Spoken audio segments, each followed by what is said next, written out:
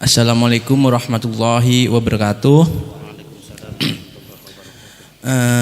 Alhamdulillahirrahmanirrahim. Suatu kebanggaan bagi saya sendiri untuk memberikan penyuluhan dan pendidikan tentang wabah yang saat ini meresahkan kita semua. Wabah yang sangat meresahkan kita, baik itu di tingkat desa hingga ke tingkat dunia. Karena memang awal dari virus ini berasal dari negara luar negeri, yaitu berasal dari Cina. Awalnya dari Cina.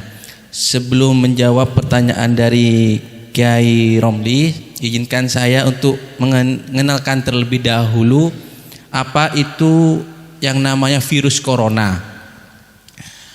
Virus corona, virus itu sendiri ya, virus adalah suatu mikroorganisme. Maksudnya virus itu adalah sejenis makhluk hidup, bapak-bapak semua. Makhluk hidup itu ada yang besar, ada yang kecil, ada yang sangat kecil sekali. Yang sangat kecil sekali sehingga tidak bisa dilihat oleh mata, itulah virus. Jadi virus merupakan makhluk ciptaan Allah Subhanahu wa taala juga yang memang ada di dunia ini. Ada banyak sekali jumlahnya. Mungkin jumlah virus itu lebih banyak dari manusia sendiri. Banyak sekali. Kalau virus corona sebenarnya ada 9 macam. Tapi yang menyerang manusia itu ada satu, namanya coronavirus COVID-19. Itu yang menyerang manusia, dinamakan COVID-19. Nama penyakitnya juga COVID-19. Kemudian corona ini menyerangnya itu di saluran pernafasan. Gejala awalnya yaitu batuk, batuk, pilek, sama sebenarnya dengan virus-virus yang lain.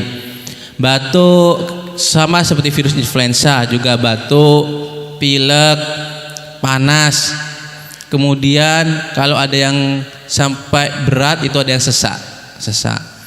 Nah, bedanya dengan yang lain, ada riwayat pernah pergi ke luar negeri, karena asalnya kan dari luar negeri, dari Cina. Kemudian dari Cina menyebar ke Jepang, menyebar ke Italia, ke Malaysia, hingga akhirnya ada juga di negara kita ini, di Indonesia. Jadi ada riwayat seseorang yang pernah berpergian ke luar negeri, ke Malaysia misalnya ya, ke Jepang, ke Cina, atau ke luar negeri, ke Amerika. Nah, kalau di masyarakat kita memang banyak kan dari Arab, yang TKI dan TKW dari Malaysia kayak gitu. Kemudian misalnya ada yang datang ke pulang kayak gitu ya. Kemudian ada batuk, pilek. Memang tidak semuanya corona, tapi harus diwaspadai karena saat ini yang lagi penyebarannya sangat cepat ya coronavirus. Bagaimana corona ini bisa menular? Penularannya ini perlu diketahui oleh Bapak Ibu semua sama adik-adik semua. Penularannya yaitu melalui yang pertama dari ketika kita batuk. Ketika batuk mengeluarkan cairan ya, kayak air ludah kan ikut keluar yang mungkin tidak kelihatan. Kemudian ketika batuk juga kita pegang tangan kita, misalnya batuk gak sengaja kita batuk ditutupi oleh tangan misalnya. Kemudian tangan tadi tidak cuci tangan, kita pegang ke orang lain. Kemudian orang lain tersebut tangan yang tadi bersentuhan dengan orang batuk yang mungkin terkena corona memegang mata, memegang mulut, memegang hidung. Nah, dari sanalah masuknya virus. Karena kita sudah tahu penularannya masuknya itu melalui mata, hidung dan mulut, melalui tangan. Pasti kita menyentuh hidung, mulut, mata itu dengan tangan. Maka yang harus sangat kita jaga adalah tangan kita. Sebenarnya ini bukan hanya untuk corona, tapi untuk semua penyakit. Kalau misalnya tangan kita sering-sering cuci tangan dengan sabun, kemudian setelah kita bersentuhan dengan orang, bersentuhan dengan hal-hal benda-benda dengan bersih-bersih, kemudian kita cuci tangan, insya Allah akan mengurangi resiko terkena virus, baik itu virus corona maupun virus yang lain. Banyak soalnya virus itu. Kemudian harus juga ketika yang sakit, salah satu untuk mencegah penularannya karena melalui batuk, harus pakai masker. Pakai masker bagi yang sakit saja. Kalau yang sehat lebih baik kita tidak usah pakai masker. Dan untuk yang pakai masker lagi untuk orang-orang yang resiko tinggi seperti para petugas medis yang setiap hari bertemu dengan orang sakit, itu pakai masker agar mengurangi penularan. Kemudian setelah sering-sering mencuci tangan, perilaku kita mencuci tangan, selain itu harus rutin menjaga kesehatan seperti tidur yang cukup, minimal ya 6-8 jam itu tidur yang cukup. Kalau tidurnya cukup, insya Allah daya tahan tubuh kita ini terbentuk kuat. Nah, kalau daya tahan tubuh kuat, yang namanya virus kalau nyerang tubuh kuat itu akan mati dengan sendirinya. Kemudian yang tadi yaitu mengurangi, salah satu yang sangat sering digembar-gemborkan yaitu adalah menghindari kontak dengan orang sakit.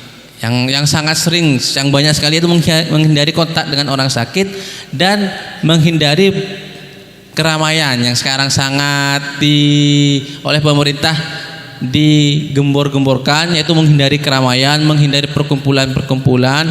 Bahkan kemarin di Surabaya itu sudah ada beberapa rumah-rumah makan itu diusir semua para yang makan yang berbarengan itu agar menghindari perkumpulan. Maksudnya karena kita tidak tahu bahwa kita itu sedang sakit, yang sakit mungkin sakit ringan tidak begitu dirasakan, tapi sebenarnya coronavirus ini juga meskipun pada orang sehat juga menempel ya, menempel di baju, menempel mungkin di tenggorokan, tapi orang itu tidak sakit, tidak merasa sakit karena mungkin daya tahan tubuhnya kuat. Walaupun tidak sakit juga menularkan. Jadi tidak hanya orang yang sakit saja yang menularkan, orang yang sehat, misalnya saya sendiri, saya sering berhubungan dengan orang sakit. Suatu saat saya tertular oleh suatu virus, mungkin corona atau mungkin yang lain, tapi saya tidak sakit. Kalau saya itu tidak cuci tangan, kalau saya itu tidak sering cuci tangan dan saya meriksa orang lain, berhubungan dengan masyarakat, bisa jadi masyarakat yang megang tangan saya juga akan tertular karena bisa dikatakan petugas medis itu petugas yang sangat erat kaitannya dengan penyakit. Jadi orang sehat pun bisa menularkan, itu poinnya ya. Orang sehat bisa menularkan corona karena virus corona bisa berdiam diri di tubuh, di baju, di tangan kayak gitu. Kemudian itulah kenapa harus ada yang namanya social distancing atau mengurangi berkumpul dengan kerumunan seperti itu ya. Itu keputusan dari pemerintah yang pertama. Kemudian itu juga alasannya untuk mensosialisasikan juga kepada teman-teman dan bapak-bapak sekalian. Ada juga kalau sudah sakit itu namanya, ada juga yang namanya singkatan ini ada ODP, yaitu orang dalam pemantauan. Nah, kalau ini yang sakit, misalnya orang dari Malaysia atau dari luar negeri datang pulang ke Madura, kemudian ada batuk, pilek, tolong mohon bantuannya juga kepada semuanya, didata, dihubungi puskesmas, dihubungi tim Satgas ini. Atau ternyata ada masyarakat yang baru datang dan kebetulan sakit. Nah, itu termasuk orang dalam pemantauan, dipantau.